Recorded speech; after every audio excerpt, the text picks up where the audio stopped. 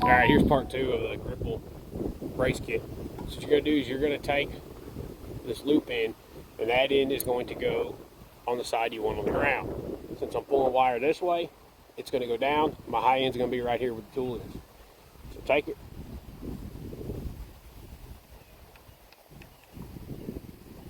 Wrap it around your far post. Take your loose end of the wire. Here's the loop. Thread it through. Pull it. Run your wire around your post. Oh, let me back up. You gotta put the gripple on. So doesn't matter which way you put it. Slide this on your wire. Pull your wire around your post. Take your gripple. Get on your back side. Take your slack in. Take it through the other opening. Make sure you have it high enough, and then you'll use the tool.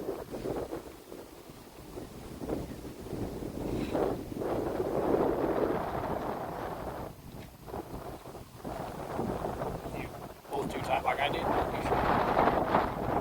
you'll take this release tool here a little off your cable.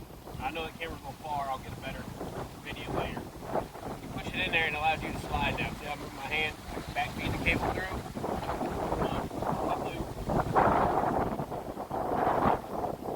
Pull it back tight.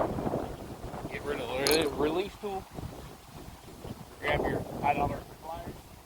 You're going to take the gripple, slide it in the notch, close it all the way. Pull your wire, put it out.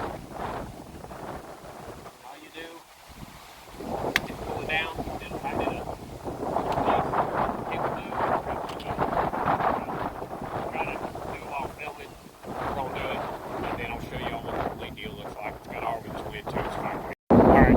See, it's on there. Got the wire up, got our ankle going down, pulling from here out.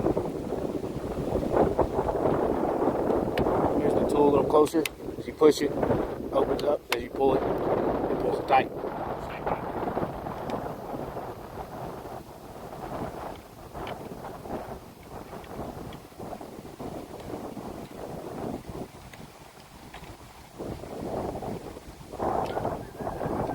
You also have a gauge here to adjust how much tension you want.